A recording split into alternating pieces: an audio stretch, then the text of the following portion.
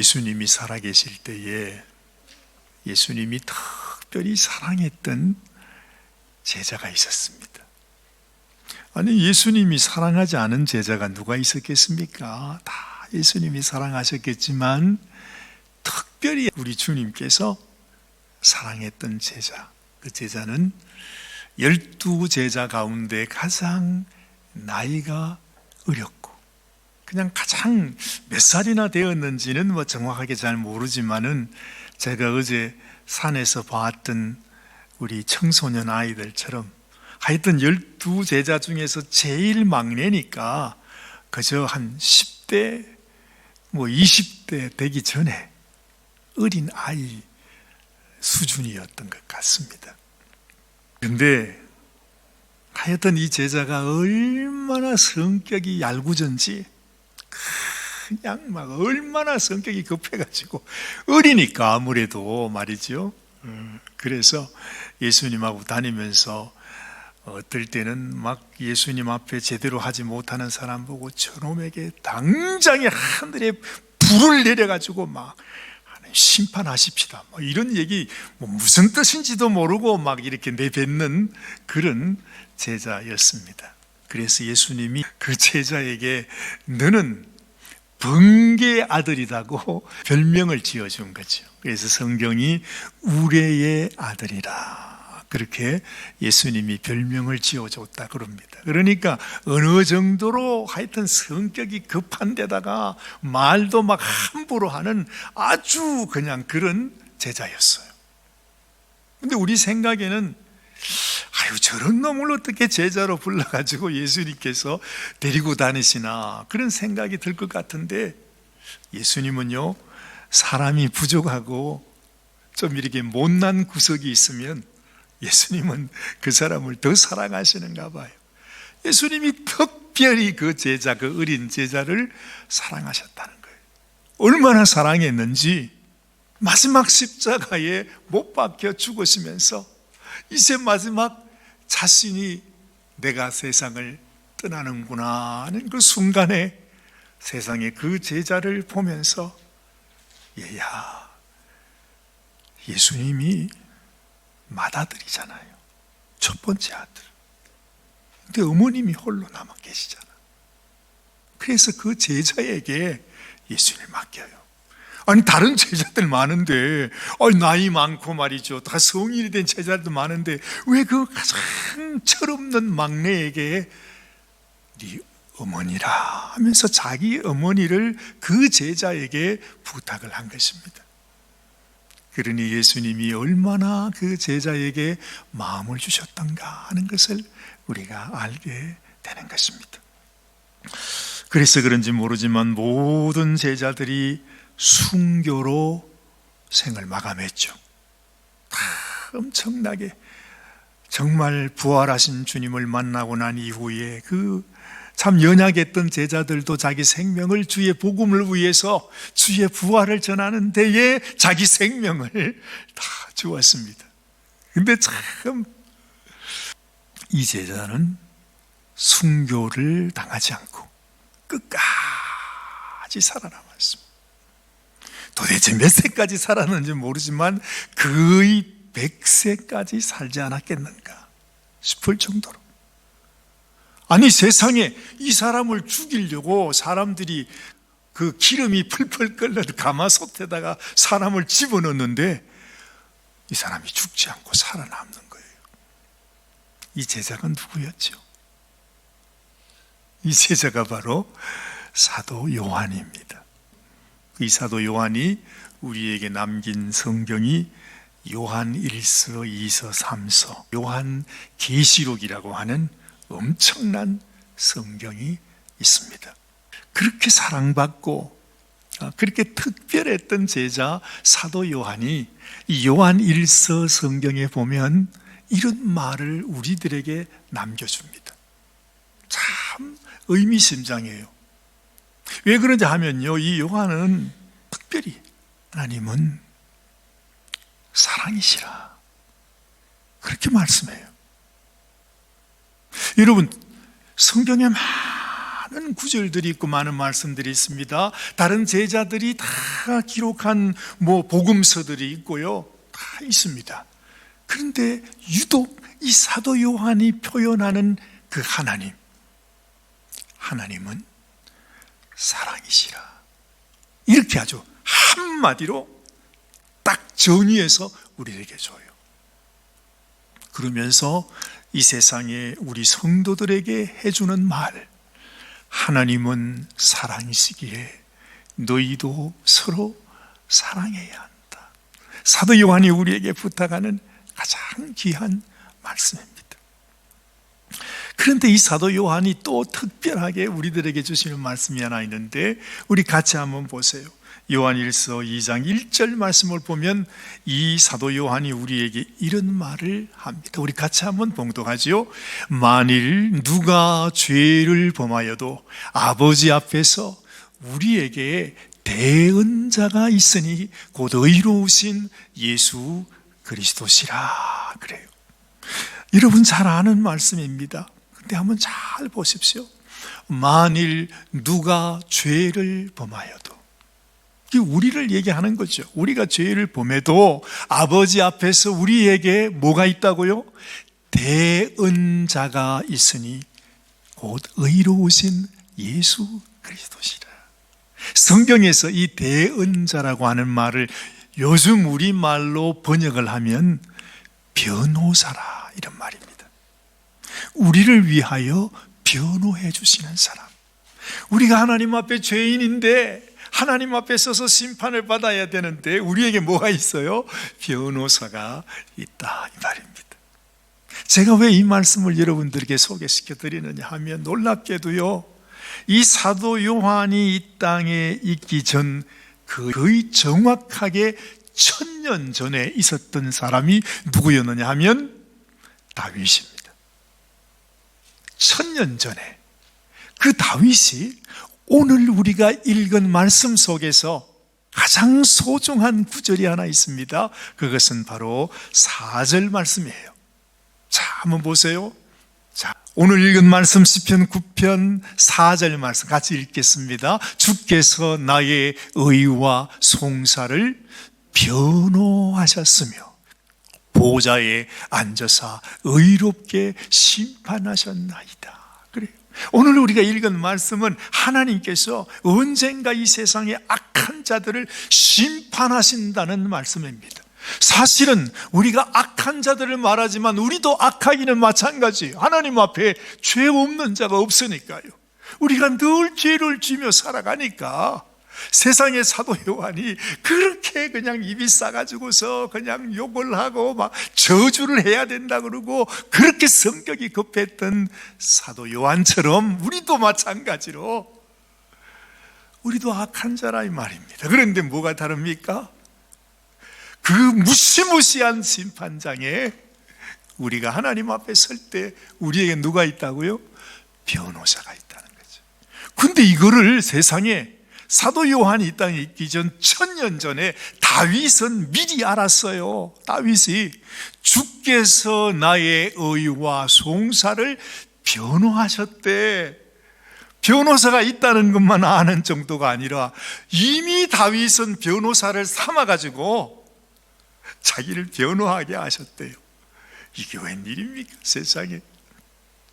저는요, 이 말씀을 묵상을 하는데 제 마음속에 이게 하나님이 우리들에게 보여주시는 표적이구나. 옛날에 왜 바리새인이 예수님께 와서 예수님이 막 기적을 베풀고 이러니까 하는 말이 이런 거 말고 뭐 병자들 고치고 무슨 귀신 쫓아내고 이런 거 말고 하늘의 표적을 보여주세요. 그러면서 막 예수님께 시비 걸 때가 있었는데요, 가만히 생각해 보세요. 1000년 전에 다윗, 1000년 이후에 살았던 사도 요한이 우리에게 똑같은 말을 우리에게 전해줍니다. 이 말은 무슨 말일까요?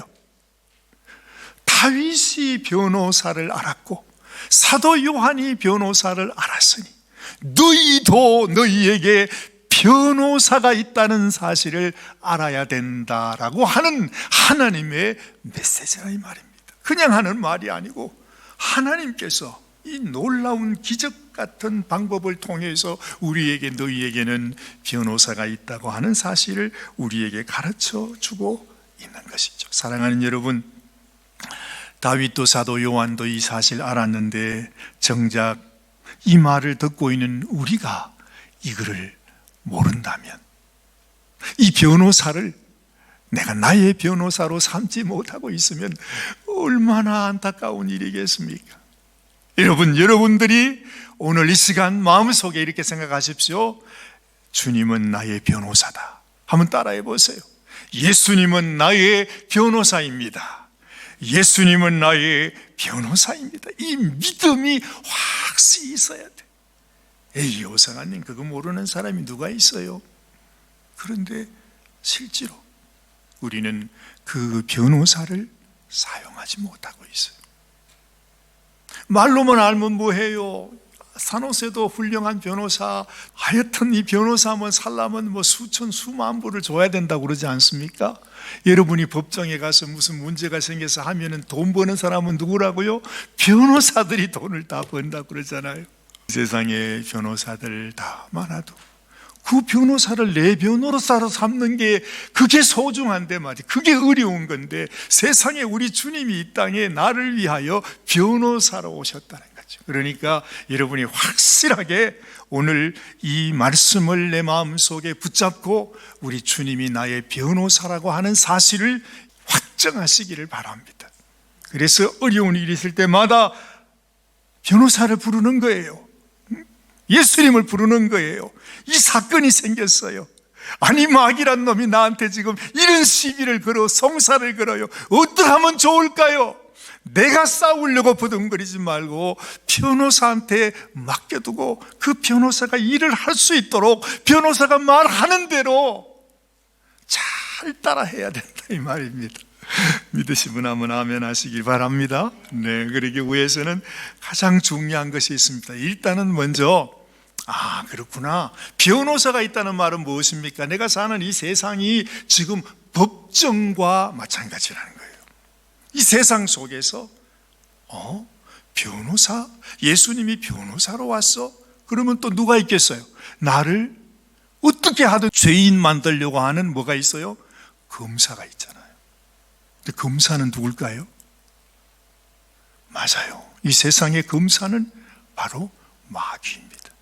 이 마귀의 사명은 우리를 어떻게 하든지 죄인 만들어서 빠져나갈 수 없도록 해가지고서 우리를 멸망, 영원한 심판, 지옥으로 보내는 것이 이 마귀의 사명이에요. 우리는 보통 마귀 그러면 아이고 마귀 뭐 무슨 악령, 귀신 이렇게만 생각하는데 그 정도 차원이 아닙니다. 이 마귀는 하나님 앞에 정식으로 허락을 받고 하는 거예요. 근데 만약에 내가 죄가 없는데 나더러 죄인이라고 말하면 그건 우리가 억울한 거지. 그런데 문제는 뭐냐 하면 내가 마귀가 말하는 대로 진짜 죄인이라 이 말이지. 실제로 내가 봐도 내가 지은 죄가 있잖아요. 속일 수가 없잖아. 그렇잖아요. 마귀는요, 그거 가지고 거짓말할 이유가 없어요. 왜냐하면 우리에게 죄가 너무 많으니까. 마귀가 말합니다. 나는 너의 과거를 다 알고 있어. 네가 지난 여름에 무엇을 했는지, 어디에서 무슨 죄를 지었는지 마귀가 다 알고 있다 이 말이죠. 그걸 가지고 하나님 앞에 우리를 보면서, 우리 이름을 부르면서 저자는 이런 죄를 지었습니다. 절대로 천국 갈 수 없습니다. 그렇게 말하면 우리가 어떻게 변명할 수 있어요? 우리는 백전백패할 수밖에 없는 것입니다. 그래서 하나님께서 우리를 위하여 변호사를 붙여준 것이다 이 말입니다. 가장 소중한 것 말합니다. 성경은요 그렇게 말하잖아요. 하나님 앞에 내가 죄인이다. 이것을 내 마음속에 깊이 깨닫는 것이 소중해요. 그렇잖아요. 아니, 내가 죄인이라는 것을 내가 인정하지 않으면 난 뭐 그런 큰 죄인이 아닌데 이렇게 생각하면 변호사도 필요가 없는 겁니다. 그렇지 않습니까? 변호사가 있다는 것은 변호사님 내가 이런 잘못을 했는데 솔직하게 내게 이런 허물이 있습니다 하고 나의 연약함을 고백할 수 있어야 되는 거예요. 아니 나는 그 정도 난 죄 지은 거 없어요, 내 나쁜 거 없어요, 나는 저 사람보다 낫다고요, 그러면서 하면요 변호사가 일을 못해. 변호사에게는 솔직하게 얘기해야 되는 거예요. 근데 우리는 어떡합니까? 나 자신의 허물을 우리는 자꾸만 내 스스로 덮어줘. 그러면서 나는 저 사람보다는 낫지 않냐고, 나는 저 사람보다는 낫지 않냐고. 그래서 예수님 뭐라고 그랬죠? 얘들아, 산상수훈에서 그럽니다. 너는 절대 다른 사람 탓하지 마라. 다른 사람 허물 보지 마라. 볼 필요도 없다. 왜냐하면 네 눈에 있는 들보, 그걸 말씀하시잖아요. 여러분 너무 잘 아시는. 왜 그 말씀을 하시는지 아십니까? 다른 사람 거 하다 보면은 내가 내 자신을 보지 못해. 내가 내 자신을 보지 못하면 우리 변호사님께 사실은 내 사정을 다 알릴 수가 없는 것입니다. 다른 사람 이전에 하나님, 내가 죄인입니다. 그래서 성경은 우리에게 모든 사람이 죄를 범하였음에 하나님의 영광에 이르지 못하는데, 히브리서 9장 27절에 보면 사람이 한 번 죽는 것은 사람에게 정해진 것이고 그 후에는 심판이 있다, 그렇게 말씀하잖아요. 진짜로 하나님 앞에 복 받는 사람은 누군가? 하나님, 나는 죄인이에요. 내가 이런 잘못을 범했어요. 내가 이런 악한 죄를 범했어요. 이것이요, 많으면 많을수록 복이 되는 거예요. 그렇잖아요.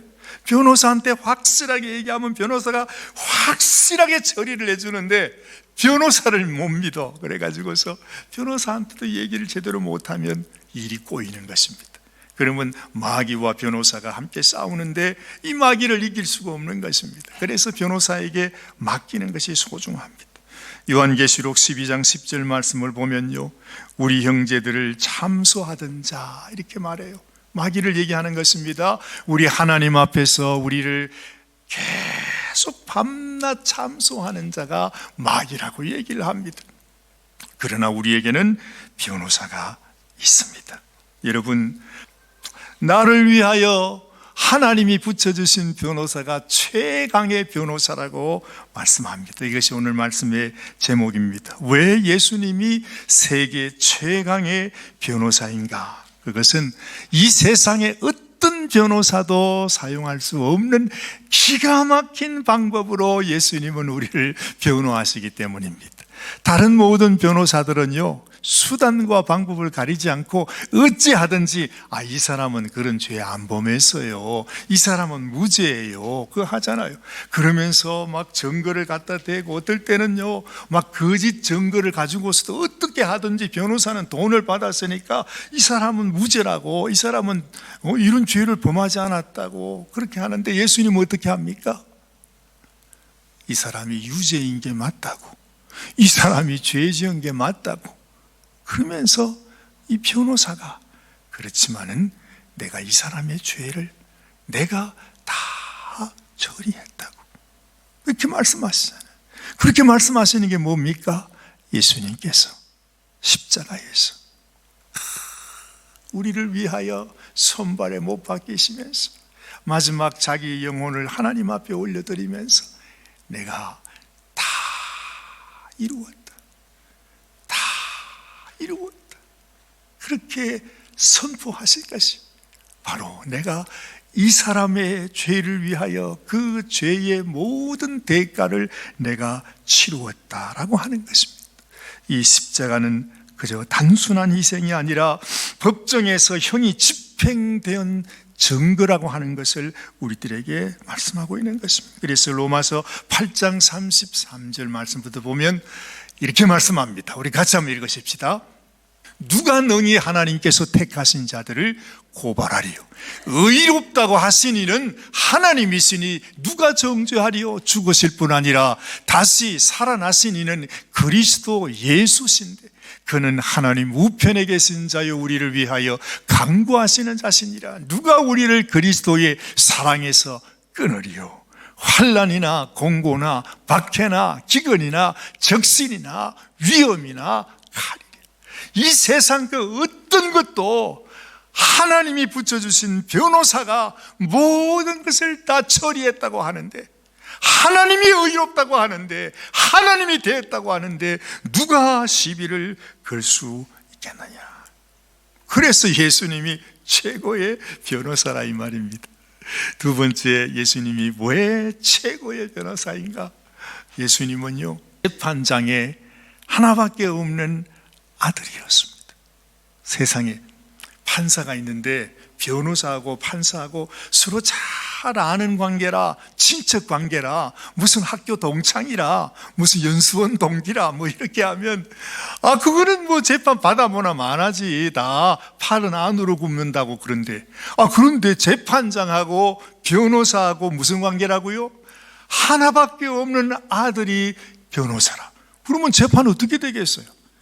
금사가 아무리 와가지고 이 양반은 죄인이라고 말해도 소용이 없는 거예요. 이미 이 재판은 하나마나. 그만큼 우리 변호사 주님이 능력이 있다는 것입니다. 그래서 로마서 8장 31절 32절 다시 한번 보십시다. 그런즉 이 일에 대하여 우리가 무슨 말을 하겠느냐? 만일 하나님이 우리를 위하시면 누가 우리를 대적하겠냐고. 자기 아들을 아끼지 아니하시고 우리 모든 사람을 위하여 내어주시니가 어찌 그 아들과 함께 모든 것을 우리에게 주시지 아니하시겠느냐, 이렇게 말씀하는 것입니다. 이 바울이 아주 가슴 속에서 그냥 너무너무 간절한 마음으로 하나님께서 우리를 위하여 그의 아들을 변호사로 보내주셨는데 우리가 이 세상에서 악한 검사인 마귀를 두려워할 이유가 없다고 말해주는 것입니다. 그뿐만 아닙니다. 셋째로, 어떻게 우리 변호사가 세계 최강의 변호사인가? 우리 변호사는 이 바깥에서만 증거하시는 분이 아니라 그 변호사가요, 우리 속에 들어와서 나를 증거해 주시는 변호사라, 그렇게 말씀하고 있습니다. 로마서 8장 26절 말씀입니다. 이 말씀도 같이 보십시다.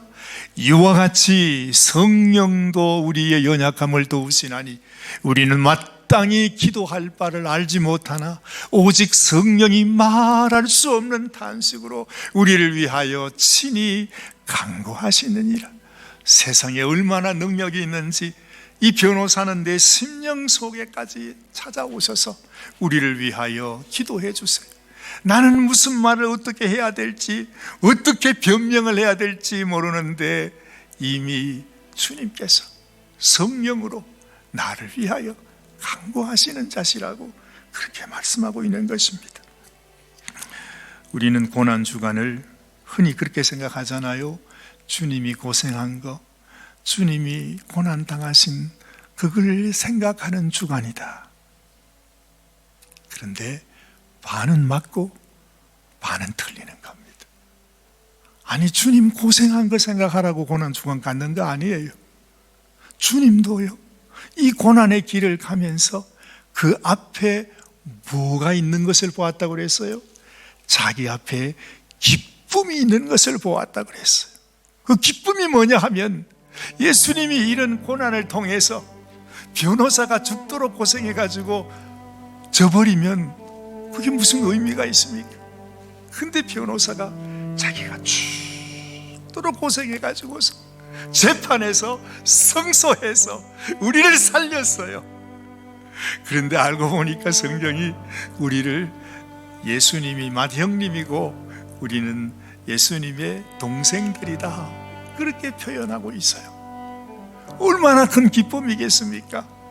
우리 주님께서 내가 내 동생들을 삼기 위해, 내 동생을 살리기 위해서 이 고생을 하는구나, 그 승리를 바라보고 기쁨을 바라보고 하나님의 뜻을 바라보면서 겟세마네 동산에서 정말 땀방울이 핏방울이 되도록 그렇게 기도하면서도 하나님 앞에, 하나님, 내가 당신의 뜻, 당신의 소원을 이루어드리기를 원합니다. 그렇게 순종하잖아요. 그치요? 한번 생각해 보세요. 세상에 아들도 여러 종류의 아들이 있는데 이 재판장이신 하나님의 아들이 자기 생명까지 내놓으면서 하나님을 순종하는 그런 아들이면 하나님께서는 또 이 아들을 얼마나 사랑하실까? 이 아들이 변호하는 우리들, 아무리 내가 죄 많은 인생이라 할지라도 주님께서 나의 죄를 덮어주시고 당신의 피로 나를 다 씻어주시고 이제는 내가 너를 죄인으로 인정하지 아니한다. 내가 너의 모든 죄를 기억도 하지 않겠다. 그러니까 너희는 두려워하지 마라. 낙심하지 마라. 더 이상 이 세상 악한 마귀의 노름에, 그 협박에, 그 위협에 호통하지 마라. 이 세상에서 겪는 모든 환난과 시련이 아무리 힘들고 어려울지라도, 그러나 우리에게 하나님이 약속하신 영원한 나라, 영원한 세상, 하나님께서 나의 아버지가 되시고 우리 주님이 나의 변호사가 된다고 하는 이 확실한 믿음을 갖고 있을 때 이 세상의 어떤 환난 속에서도 우리는 승리할 수 있다는 것입니다. 그래서 여러분, 고난주간은 우리의 승리를 생각하는, 묵상하는 시간입니다. 나는 아무것도 할 수 없지만 내 변호사 되신 예수님께서 나를 위하여 겟세마네 동산의 기도를 통하여 십자가의 죽음을 통하여 결국에는 무덤을 열고 부활하심으로 말미암아 우리에게 놀라운 승리를 주신 그 승리를 묵상하는 기간이 사실은 고난주간이라는 것입니다. 여러분도 여러분의 삶 속에 많은 어려움이 있을 겁니다. 시련이 있죠. 내 마음의 어둠이 다가오고 낙심이 되고 절망이 될 때도 많이 있으실 것입니다. 그때마다 여러분 놓치지 말아야 됩니다. 마귀가 나한테 너는 안 돼, 너는 봐, 네 모습을 봐, 지금 네 몸에는 이런 병도 있잖아, 너에게는 이런 죄도 있잖아, 이렇게 실패하잖아, 네가 아무리 그렇게 신앙생활하고 믿음을 지키고 기도한다 해도 너의 형편을 보라고, 네 죄 때문에 네가 이런 고통을 받고 있는 거야. 마귀는 쉬지 않고 나를 고발하고 나를 낙심하게 합니다. 그러나 주님은 말하죠. 인내하는 자가 복되도다. 이 마지막 세대를 말씀하시면서 주님은 우리가 인내를 지키는 것이 가장 소중하다 했습니다. 우리 주님이 인내하시며 십자가를 지고 가시듯이 우리도 이 환난의 세상 속에 이 믿음을 지키면서 인내함으로 주님께 나가는 것입니다. 로마서 8장에 보면 31절 32절 말씀, 참 놀라운 말씀입니다.